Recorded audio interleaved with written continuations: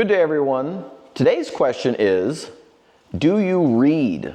What do you read and how much do you read? For me, it has been very difficult to read over the years. For the first about 18 years of my marriage and business, I didn't read at all. I didn't like reading. I didn't think it was worth the time. I just had no use for it.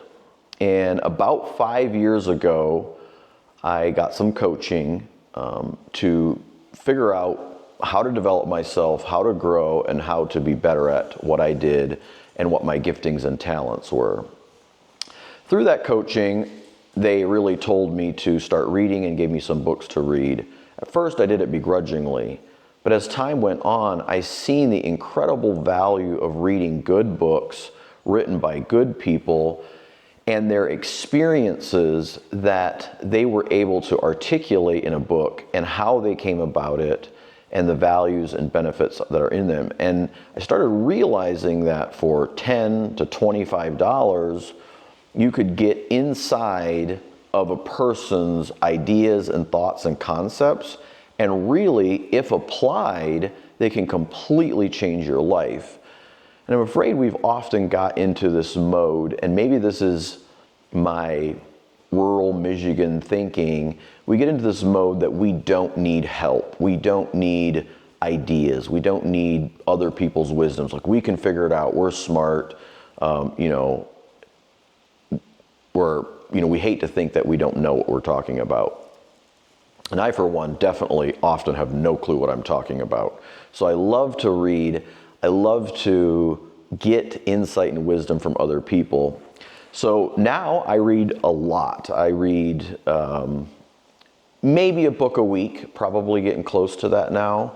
And I know as a business owner especially, this idea of reading books, a lot of them, or any of them, especially one a week, seems absolutely crazy because you're so busy in the day-to-day just getting the work done. And it feels so counterproductive to sit there and read. It doesn't feel worth it.